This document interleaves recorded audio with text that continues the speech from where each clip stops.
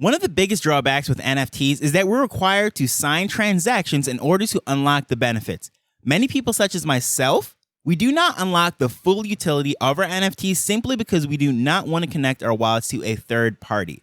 One such solution is having a proxy wallet. So today we're going to discuss what that is and how it works. Hello, I'm Taj, digitally known as Tropic Vibes, the host of Nifty Business, where we highlight NFTs and explore Web 3.0 as we move from pure speculation to creating real-world value.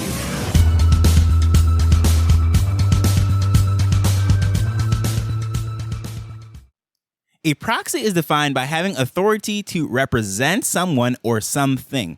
Usually this is in a legal sense, or in the case of voting, when politicians, for example, in the US, go to vote on a particular bill or a matter. Let's say they're out of town or just not able to physically go to Washington, D.C. to make that vote. Well, they can give it by proxy to another politician to cast a vote on their behalf.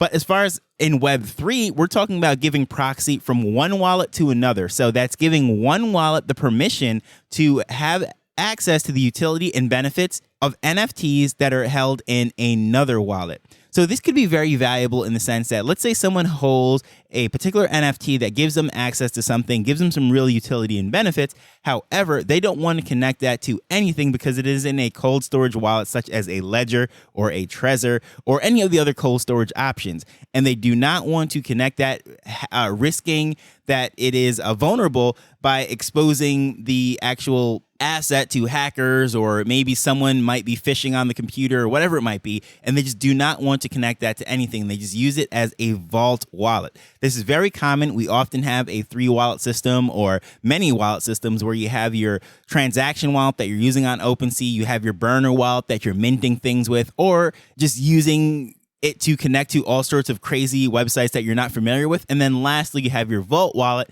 And usually it's this Vault wallet that has some NFTs that has some great utility, but you just don't want to connect it to anything and you don't want to move it to one of the other wallets. Well, in this case, this proxy wallet is very important and essential because it allows you to unlock all of those things without having to move it or connect it. So it's really the win-win situation. You get the utility and the safety at the same time. And the earliest project that I know that really took full advantage of this is one called Grey Boys, which I'm not very familiar with it, but I do know that they had a community wallet that basically held various NFTs, and by proxy, it was allowing the community to unlock those utilities.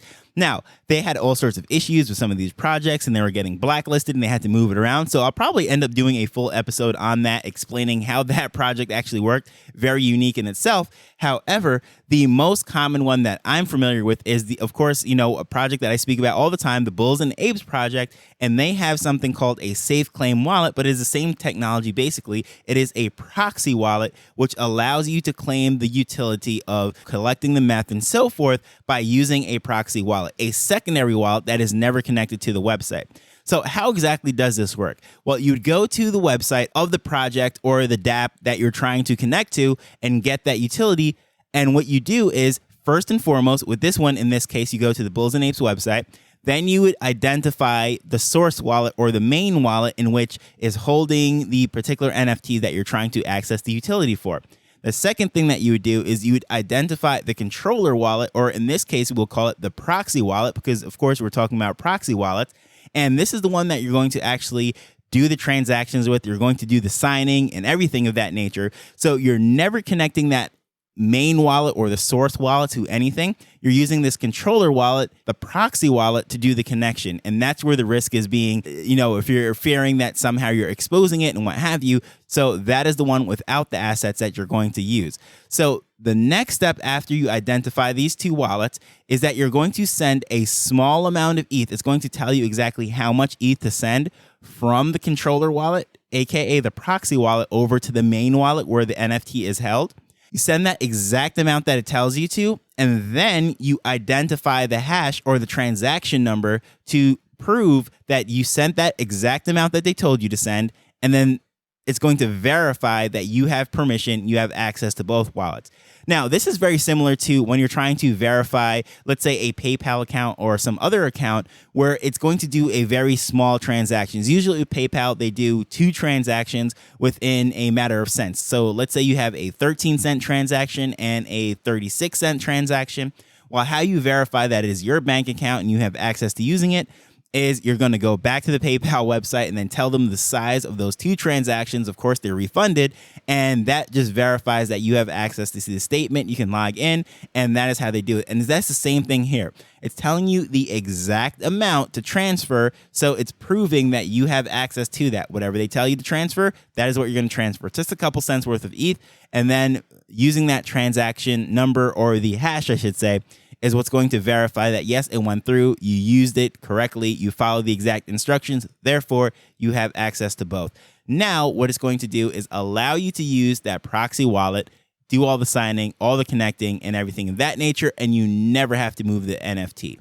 So this is pretty cool. There's some very exciting use cases that I can see where this could happen in the future. And it's not just about, let's say, you're claiming your meth in this case or whatever it might be, but this could be something that could be used for temporary proxies. So for example, let's say the Bored Apes are having an event. You might have 2 Bored Apes, 3 Bored Apes if you're so as fortunate.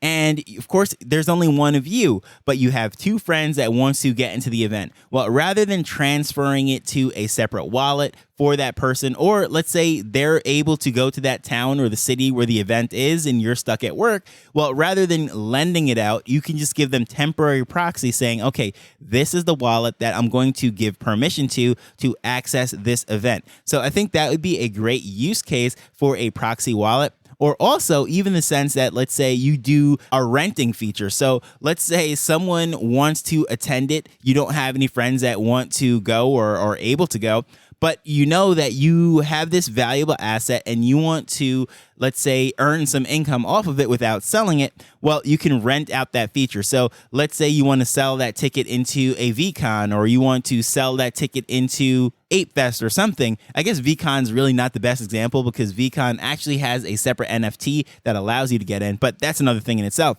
But whatever access or utility it is that you want to actually sell or give someone the access to, well, that'd be a very interesting way to sell basically permission for a period of time or a one-use scenario using a proxy wallet. That would be very cool. So in the future, I think these proxy wallets are going to be used for a lot of things, not just collecting meth as we've seen with this Bulls and Apes project, or I just suggested, but I'd love to know, like, what kind of ideas do you possibly have? How would you like to see this used in the future? Or if you know any ways that it is currently being used, I would love to hear about it. Please feel free to reach out to me at Tropic Vibes on Twitter. But as usual, I just want to thank you for taking the time to listen to this as we're learning and building Web3 together. Until next time, later. The Nifty Business Arrow is not investment advice. It provides insights and information within the space. As with anything, please do your own research before making a decision whether you're making an investment or a purchase.